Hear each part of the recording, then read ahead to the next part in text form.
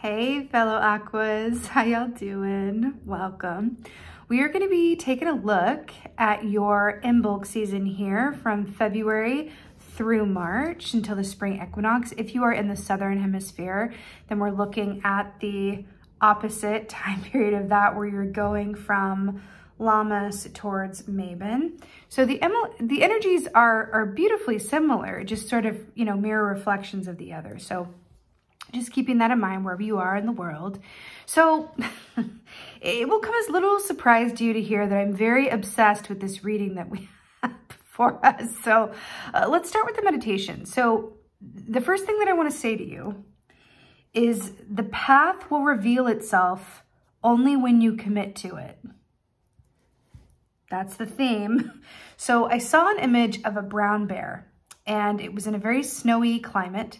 And I saw that it started digging into the ice and pulling up frozen fish. And it couldn't do much with the frozen fish, right? It was just kind of, trying to break it on the ground, trying to get it to warm up so it could eat it. Nothing happening. And I saw it moving towards, a frozen river and kind of digging through to find this frozen river. And then it was like on the embankment, right? But it wouldn't go onto the river because it knew like it might break if I put, my big bear body on this frozen river. So it continued to kind of try to break it from the side. But then it was like, you know what? I'm getting nowhere. So it went and took a risk and put its weight on the river.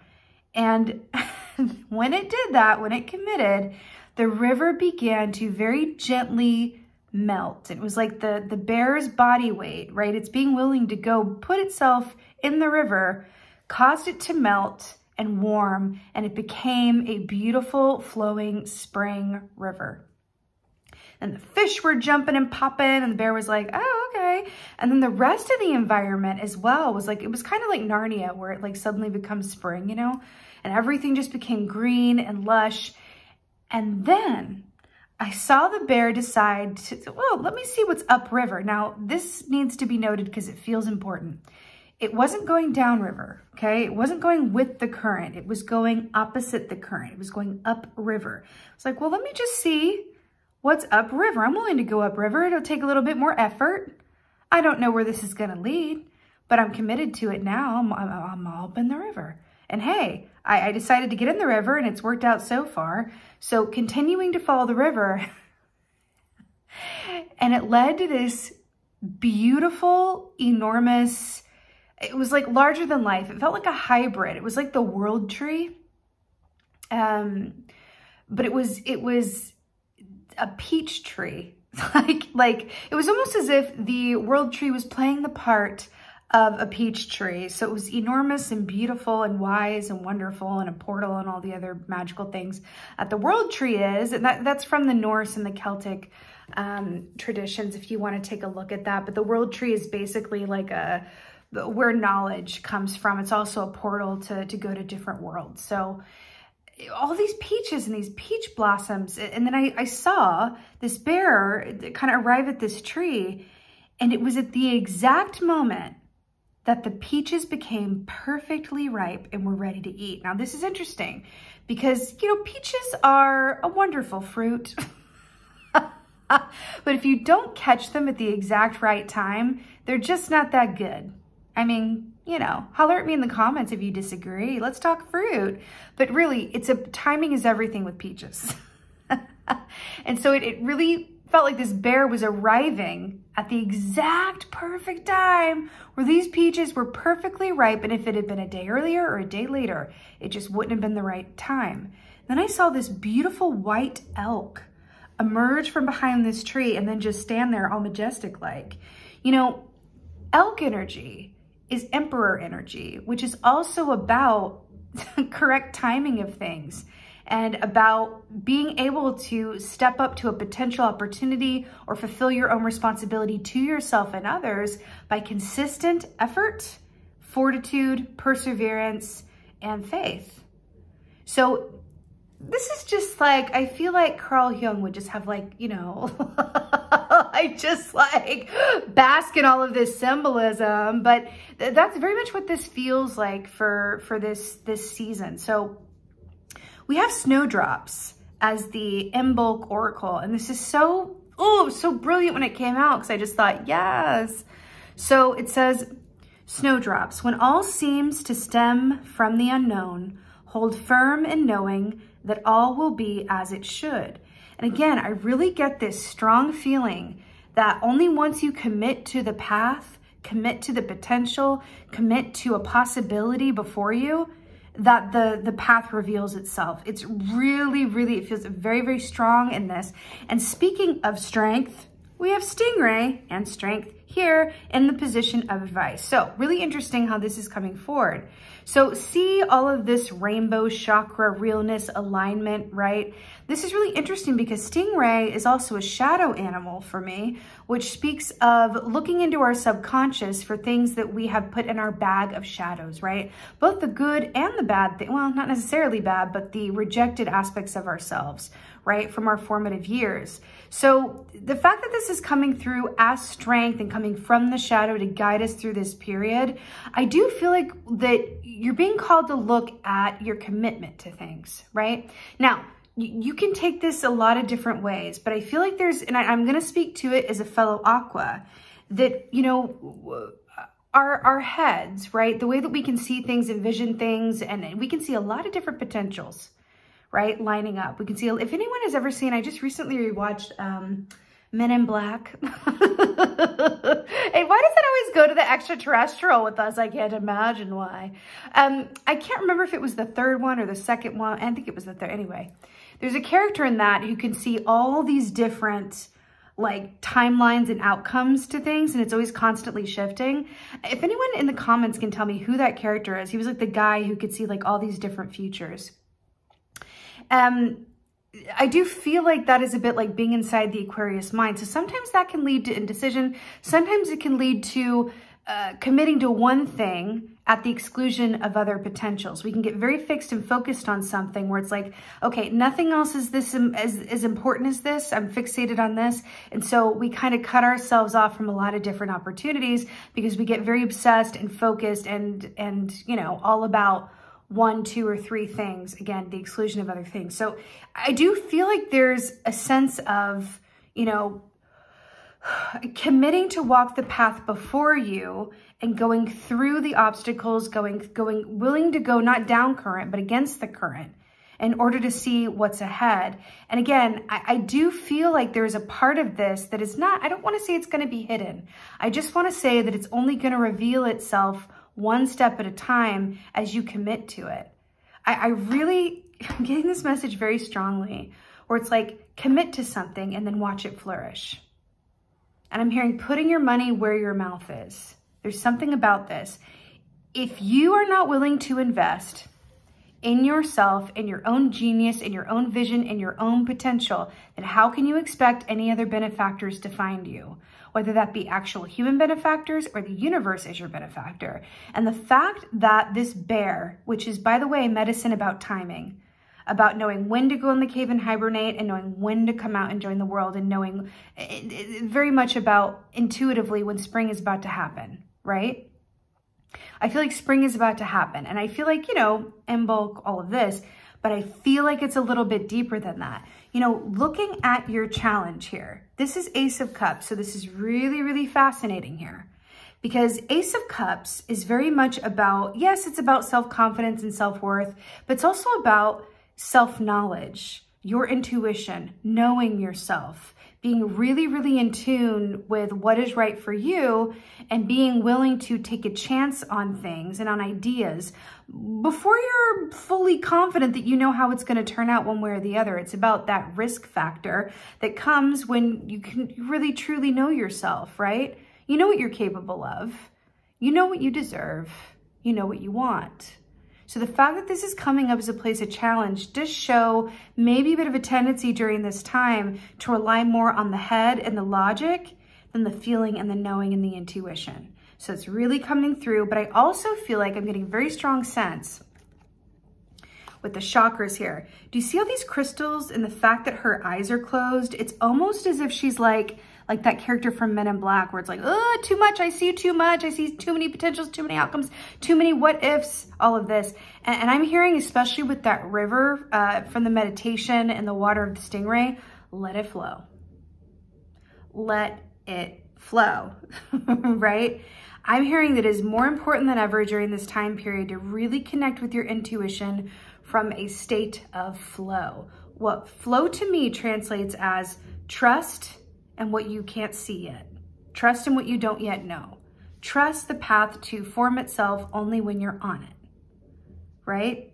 I feel like that's kind of a trope in a lot of movies too, where it's like our hero is given a quest, right? And then they only know like the next step when they've done the first one and then another clue emerges. It feels a bit like that. It feels a bit like that, Aquarius, which can be a bit scary and a bit frustrating, but you can also reframe that as the spice of life, right?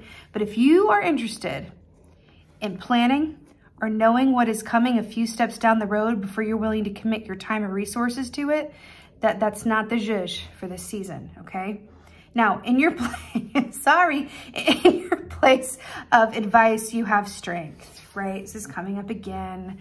Beautiful ox energy here. You know, this is also Leo energy as well, which is fascinating because, you know, Leo energy is very much about being willing to be seen and then knowing where your light is and being willing to stand in it. Now, I remember for the 2024, by the way, those are released 2024 year ahead vids if you haven't watched yet. Check that out. It's calling to mind, you know, that reading for 2024. We're also in an 8 year this year, and this is the number 8, and then this is the number 8 too, is strength. It really feels like there's this sense of, again, on a road, on a journey of moving to a place where you're able to fully be in your light at the exact right time when the peaches are ripe, and knowing, being able to look only in retrospect and go, wow, it felt heavy at certain points. I wasn't sure what was coming up down the road, but I can look back and say, oh, wow, I'm really glad that I took a chance there. I'm really glad that I was willing to step into that river and commit to the experience before I knew if it was going to thaw for me or not. I'm really glad that I chose to take that journey upstream, knowing that there was just as good a chance that I was going to end up at the you know, world tree of peaches with all the peaches rotted on the ground as I was to showing up when they're perfectly ripe. But nothing ventured, nothing gained. Ooh, I just got shivers. That feels like a theme. Nothing ventured, nothing gained. And there's something about that where it's like putting these little M&Ms in place in the forest that are leading you forward, right? And again, that Leo aspect of showing up at just the right time in your light and perfect timing. It's very Leo energy. So your victory here is Ace of Swords. Now, I really love this so much because obviously we are swords, right? We represent the suit of swords as aquas. And so the fact that this is coming through as like the big sword, right? And this place of victory is really beautiful. And this chess piece here in the rook as well, it speaks of strategy, clear thinking, open-mindedness. But I feel like the fact that it's challenged by the Ace of Cups, and then we had the victory of the Ace of Swords. Let's just look at this from a different angle for a second and say that our challenge is a new start or an upkick in our intuitive knowing and our emotional house, and our victory lies within the realm of our mind. Now, this is going to feed that, okay? When our emotions are balanced, when we are connected to our intuition, that is how we access this level of Ace of Swords clarity. That's just what it is, right? It's interesting considering that we're the water bearers. And then we, right? So as water bearers, we are air signs, right? Because we hold the water, but we're not in it, okay? Interesting, back to the meditation and the bear there as well. And then we have the water here that is coming up as our place of challenge. So it's like holding on to the water, but not being willing to immerse ourselves fully in it as an air sign. But I'm hearing that that is the path and the way to get to this place on land. It's going through the water to be able to step out of it on land and arrive where the eating's good. The eating is good with that bamboo. You know, panda energy is also very much about, I'm getting the black and white, what's black and white and red all over the newspaper. It's just taking me back to that 2024 reading of Clark Kent and Superman as well. You know, panda energy is beautiful because it also speaks of inner peace, calm mind, and being perfectly content exactly where you are. Knowing that you're always going to have all the bamboo that you need, and pandas eat a lot, so they need a lot, right? but having that true embodiment, just breathe, that everything is exactly as it's meant to be, right? Yin and yang, black and white balance. Back to this chakra aspect of the stingray here as well, and that alignment. Do you see the mirror image here of the straightness of the sword and the straightness of the spine with the stingray? Really fascinating here. And what's even more fascinating and my favorite is that the outcome, let's spoken like a true aqua, right? Okay, blah, blah, blah. Let's get to the result. Yeah. But what's at the end of this road? Anyway, I'm hearing How's It Gonna Be by Third Eye Blind in my mind. So the outcome is 10 of Pentacles, and it's just like, oh, really? You gonna do me like that? It's perfect, because 10 of Fungi, aka 10 of Pentacles, is about arriving at the completion point where your emotions and your financial health and your family unit and your relationships are all operating at a perfect 10. 10, 10, 10s across the board. This, in my opinion, is the happiest, best key in the entire tarot. And I feel that way because it does cover all of those bases. Do you see this water? What would this be, a fissure or a little like water source coming out here and falling with power here, like with the mushroom, right? Which makes the mushroom grow. And then we have like all of these people gathering around from all these different generations to watch this magical spectacle. It's really stunning. It's really beautiful. And I also feel like it is back to that image of, you know, the Ace of Cups with the power source that is your emotions and your intuition, but also that image of the bear. Of thawing that water out and the path only revealing itself once you commit to it. I keep hearing it over and over. Commit to it and then watch it flourish. And I feel like you can insert whatever this is for you, right? Commit to your path and watch it unfold. Commit to yourself and watch yourself grow. Commit to this relationship and watch it, you know, take root and bloom. It's whatever works for you, but I do feel like there's an aspect of it that feels very much connected to your soul mission, your soul purpose, why you're here. This is not arbitrary. This is not like, this is more significant than that. Look, there are 2 aces here, and then there's strength, which is a major arcana twice, and then the outcome is a 10. This is a very significant period. A very significant period. And it really feels like, you know, this is why we do these readings and why we watch them, right? It's about going, okay, well, what's the blueprint for my collective during this time period? And if I know what it is and I can contextualize it for myself, then I can operate within it and get the most out of it, because I don't want to miss my opportunity, right? And I just have shivers all over. I really feel like this is leading to those really ripe peaches where the eating is good. It really feels that way. So I do feel like there is a sense, and we just got to talk about it, because when the advice is strength, there is a sense of being willing to continue on when the land seems a bit barren or things seem to be a bit, you know, mysterious in nature, but just trusting. The Snowdrops Oracle is very much about trusting that you are exactly where you're meant to be. And though you can't see what lies ahead, the fact that you're on the path ensures that you're going to make it to your destination. But you have to commit to the path in order for that to manifest, right? It's really beautiful. I don't usually do this, but I'm feeling like doing this. I'm going to read this short little excerpt because we're using the Imbolc Oracle deck here. So I just want to read this. Okay, here we go. Look at her. Snowdrops. Consistency, determination, trust, staying the course, knowing things will work out. Snowdrops, which are dainty, delicate white flowers, are determined to spread hope, bursting through the cold, frozen earth. Their arrival lets us know spring isn't very far behind. You were guided to this card because Spirit wants you to know to stay the course. Spirit knows you have faced overwhelming challenges and you have asked yourself whether now is the time to wave the white flag. The answer is no. Your dedication and consistent effort will generate results much sooner than you may think, but you must be willing to trust that all will be well.